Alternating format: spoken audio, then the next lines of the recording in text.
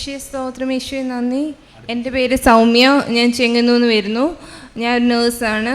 ഞാൻ കഴിഞ്ഞ 2 വർഷമായിട്ട് പലതവണ IELTS-ഉം OET എഴുതി. ഒരു പ്രാവശ്യം പോലും എനിക്ക് കിട്ടിയില്ല. ഞാനിവിടെ ഡിസംബറിൽ വന്ന് ഉടമ്പടി എടുത്തു.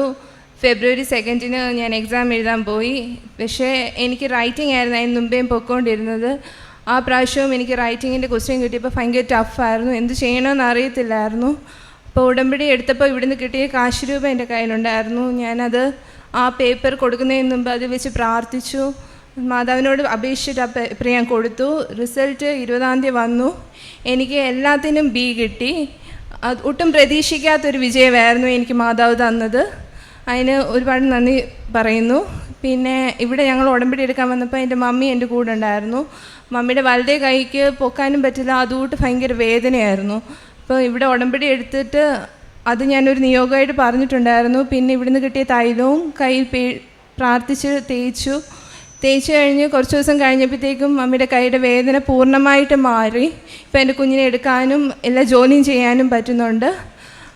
പിന്നെ എൻ്റെ ഹസ്ബൻഡ് അബുദാബിയിലാണ് വർക്ക് ചെയ്യുന്നത്.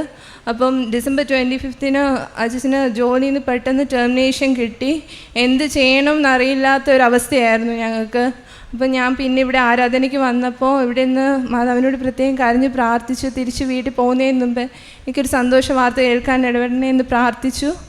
അപ്പം ഞാനിവിടെ ആരാധന കഴിഞ്ഞിട്ട് തിരിച്ച് ബസ്സിൽ പൊയ്ക്കൊണ്ടിരുന്നപ്പോൾ അച്ഛൻ വിളിച്ച് പറഞ്ഞു അവരുടെ തന്നെ വേറൊരു സൈറ്റിലേക്ക് താൽക്കാലികമായിട്ട് മാറ്റി. ഇപ്പം ജോലിയിൽ നിന്ന് പിരിഞ്ഞു പോകേണ്ട ആവശ്യമില്ല എന്ന് പറഞ്ഞു. ഇപ്പോഴും 2 മാസം കൊണ്ട് ആ ജോലി തന്നെ തുടരുകയാണ്. ഇത്രയും നന്മകൾ എനിക്ക് തന്ന മാതാവിനും തിരുകുമാരനും 1000 നന്ദി പറയുന്നു.